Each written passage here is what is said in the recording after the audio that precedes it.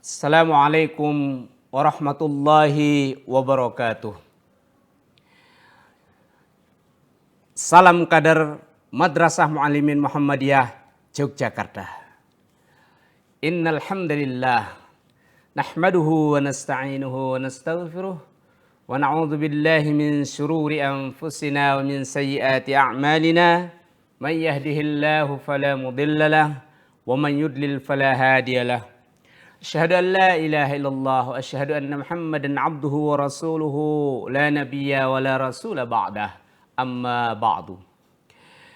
Anak-anak sekalian, mari kita awali pertemuan kita pada kesempatan ini dengan membaca basmalah. Bismillahirrahmanirrahim. Anak-anak sekalian, sampai ketemu kembali atau selamat bertemu kembali dengan Ustadz. Bagaimana kabar kalian pada hari ini? Mudah-mudahan tetap sehat, tetap semangat. Ya. Dan pada kesempatan ini Ustadz akan melanjutkan materi kejadian luar biasa, yaitu pokok pembahasan tentang karomah. Kemudian anak-anak sekalian, kalian harus pahami tujuan kita mempelajari materi ini adalah siswa memahami pengertian dari karomah itu sendiri, kemudian mengetahui ciri-ciri yang mendapatkan karomah. Jadi mengetahui ciri-ciri orang yang mendapatkan karomah. Ini sesuatu penting untuk mengetahuinya. Lalu yang selanjutnya mengeksplorasi contoh-contoh karomah dalam Al-Quran, Sunnah, dan Athar.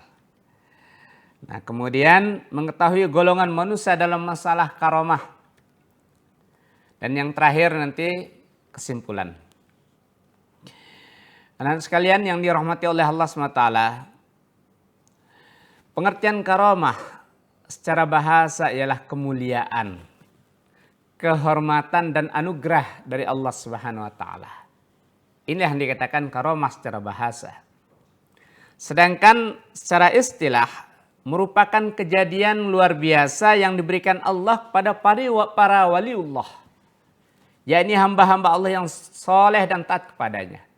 Nah, jadi karomah diberikan kepada para waliullah yang taat, soleh kepada atau yang taat kepada Allah Subhanahu wa taala. Nah, kemudian ada dua ciri orang yang mendapatkan karomah. Pertama adalah memiliki pandangan yang lembut, tajam. Visi misinya itu tajam ke depan, lembut hatinya.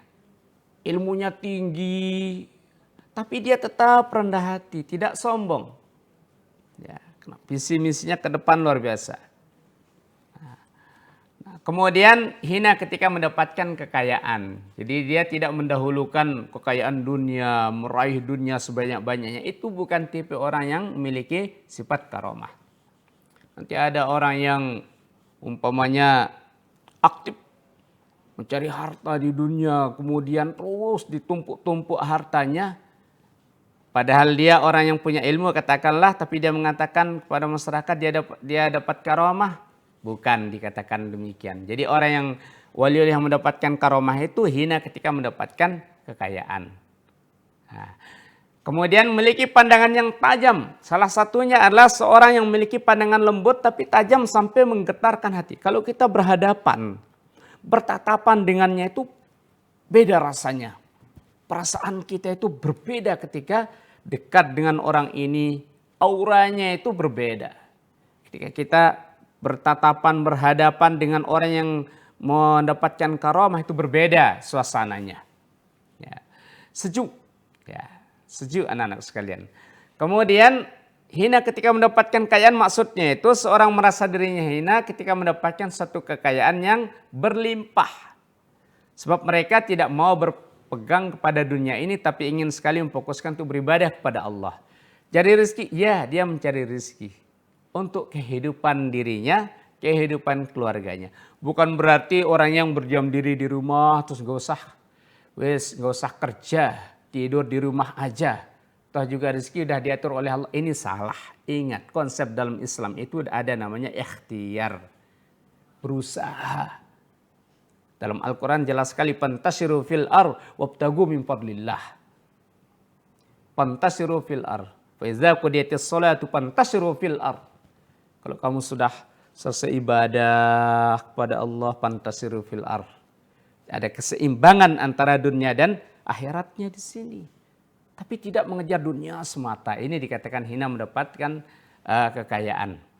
Nah, anak-anakku sekalian rahimakumullah.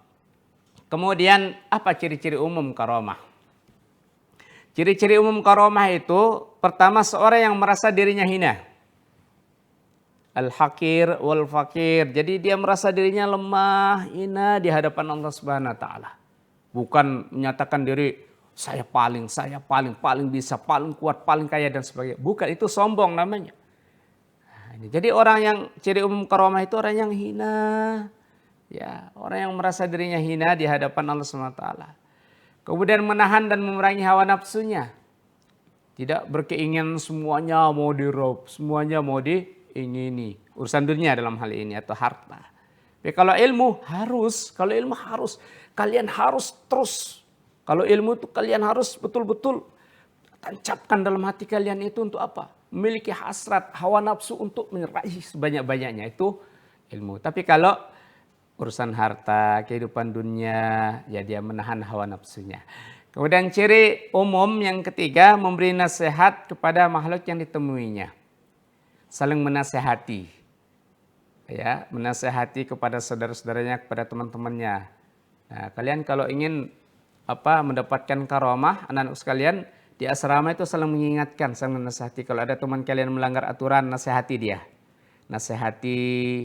Kalau ada teman-teman kalian yang ingin berbuat tidak baik terhadap amanah orang tuanya, misalnya ini menyelewengkan SPP umpamanya, kalian ingatkan.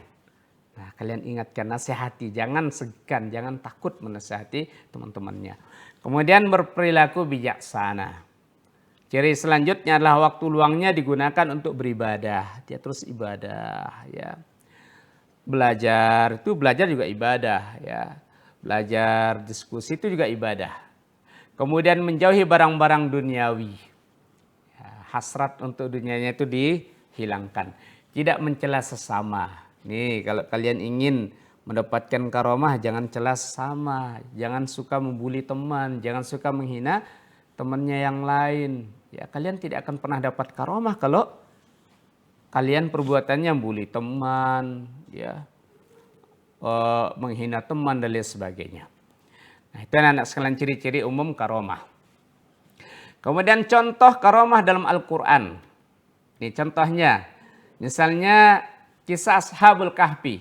Berada di dalam gua selama 309 tahun lamanya. Coba kalian bayangkan. Siapa yang bisa hidup sampai 309 tahun sekarang? Nggak ada.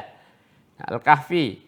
Ayatnya walabisu fi kahfihim salasami'atin sinina wazdadu tis'ah. Saya berharap kalian semua ini surat Al-Kahfi ini jangan ketinggalan pada habis maghrib pada hari Jumat atau malam Jumat, ya, kalian baca ini surah Al-Kahfi. Kemudian contoh yang lain, apa yang diberikan Allah kepada Maryam berupa makanan dari sisinya saat ia sedang beribadah. Coba. Ini di dalam Al-Quran disebutkan. Nah, ayatnya fataqabbalaha rabbuha biqabulin hasanin wa ambataha nabatan hasanan wa kaffalaha Zakaria. Kullama dakhala 'alaiha Zakaria al-mihrab bawajada 'indaha rizqa. Qala ya Maryamu anna laki hadza? Qalat huwa min 'indillah innallaha yarzuqu man yasha'u bighairi hisab. Ini yang terjadi pada diri Maryam. Ya, ketika berada di dalam mihrab ada terus makanan. Nah, ada terus makanan. Ketika Nabi Zakaria alaihissalam masuk ke dalam mihrabnya, kemudian dia melihat, tuh apa ini? Nah, ini rezeki dari Allah SWT, kata Maryam. Ini contoh karamah di dalam Al-Quran. Anak-anak sekalian, kemudian contoh karamah dalam sunnah sahihah. Dalam sunnah sahihah, ya. Apa yang dialami Usaid bin Hudair dan Abbad bin Basir. Jadi Usaid bin Hudair ini dan Abbad bin Basir ini kemudian begitu juga dialami oleh Hubaib bin Abdi yang tertawan di Mekah. Nah, kalau Ubaid bin Hudair ini, Abbad bin Basir mengalami saat mereka pulang dari sisi Rasulullah SAW, mereka itu dinaungi oleh awan. Ada awan menaungi mereka ketika mereka pulang. Sampai mereka berpisah, dua orang berpisah ini tetap diikuti oleh cahaya, maaf bukan awan, cahaya. Sinar di atasnya, dia disinari. Sampai dia berada di rumah masing-masing. Ini contoh karamah. Nah, kemudian begitu juga dialami oleh Hubaib bin Abdi yang tertawan di Mekah. Nah, ketika beliau tertawan, beliau diberikan apa? Beliau diberikan makan buah anggur. Padahal di Mekah saat itu tidak ada anggur. Tiba-tiba dia diberikan makan anggur. Ini karomah dari Allah SWT. Diberikan kepada orang-orang yang taat kepadanya. Nah, kemudian contoh karomah dalam sebuah asar. Apa yang terjadi pada Khalifah Umar bin Khattab. Jadi Umar bin Khattab radhiyallahu anhu pada saat itu ketika pasukan Sariyah sedang berada di atas mimbar di Madinah, sedangkan pasukan Sariyah ini berada di Nahawan. Nahawan itu di bagian timur. Yang memanggil mereka, wahai Sariyah, kata Umar bin Khattab, naik ke gunung. Padahal jauh ini. Jauh sekali nih caranya. Nahawan ini, keberadaan pasukan Syria yang ada di Nahawan bagian timur dengan keberadaan Umar bin Khattab. Tapi mereka bisa mendengar apa yang disampaikan oleh Umar bin Khattab. Kemudian pada saat itu pasukan Syria mendengar seruan itu dan mengikuti arahannya. Naik dia ke atas gunung, terhindarlah dia dari tipu daya yang dilakukan oleh musuh pada saat itu. Nah, kemudian ada 3 golongan manusia dalam masalah karomah anak sekalian. Yang pertama, golongan yang meniadakan adanya karomah. Golongan yang meniadakan adanya karomah. Nah, kemudian yang kedua, ada golongan yang berlebihan dalam menempatkan karomah atau menetapkan karomah. Kemudian yang ketiga, ada golongan yang menetapkan adanya karomah para wali sesuai dengan ketentuan Al-Quran dan Sunnah. Lalu siapa golongan-golongan itu? Golongan yang meniadakan adanya karomah itu adalah kaum Mu'tazilah, Jahmiyah dan sebagian kaum Asy'ariyah. Mereka beralasan, loh apa bedanya nanti kalau misalnya karomah itu ada pada diri manusia, apa bedanya Nabi dengan manusia biasa, kata mereka. Nah, kemudian ada juga golongan yang berlebihan dalam menetapkan karomah. Nah, misalnya orang-orang yang tarekat Sufiyah dan para penyembah kubur. Dia berlebihan. Apakah itu karomah yang batil maupun yang tidak batil, itu mereka apa? Mereka menganggap semuanya sama. Ya, ini menurut orang-orang yang penyembah kubur. Nah, kemudian ada golongan yang ketiga, golongan yang menetapkan adanya karomah para wali sesuai dengan ketentuan Al-Quran dan Sunnah. Mereka membantah golongan yang meniadakan karomah. Jadi alasan mereka ini jadi jelas bedanya antara Nabi dan Rasul itu adalah mukjizat. Nabi dan Rasul dengan manusia biasa adalah mukjizat yang diberikan Allah SWT kepada mereka. Anak-anak sekalian, lalu kesimpulan dari pembahasan kita pada kesempatan ini adalah bahwa karomah merupakan kejadian yang luar biasa diberikan Allah Subhanahu wa taala kepada para waliullah, yakni hamba Allah yang soleh dan taat kepada Allah Subhanahu wa taala. Mudah-mudahan kalau kalian taat kepada Allah, kalau ingin dapat karomah ya harus taat kepada Allah. Rajin beribadah gitu ya. Tekun belajar, ibadahnya diperkuat anak-anak sekalian. Ya, tidak untuk kemungkinan kalian akan mendapatkan karomah ya. Nah, ini pembahasan kita pada kesempatan ini. Nanti kalau materi lebih lengkapnya silahkan kalian kunjungi di portal belajar di siswa.muallimin.sch.id. Semuanya di sana kalian baca materinya, ya, pelajari semuanya.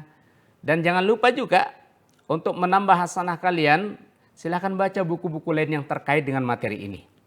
Ya, jangan kalian hanya sempit dalam buku bacaan yang ada ini aja, baca buku-buku yang lain.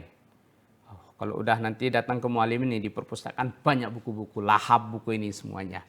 Kita anak-anak sekalian, mudah-mudahan ada manfaatnya apa yang Ustaz sampaikan pada kesempatan ini. Ya, Kurang lebihnya Ustadz mohon maaf. Mudah-mudahan Allah SWT senantiasa memberikan kekuatan, memberikan kesehatan kepada kalian semua, keluarga kalian, kepada Ustadz dan para stakeholder yang ada di Madrasah Muallimin Muhammadiyah Jakarta ini dalam melaksanakan amanah yang diberikan kepada masing-masing. Nasrun minallah fatuhun qarib. Assalamualaikum warahmatullahi wabarakatuh.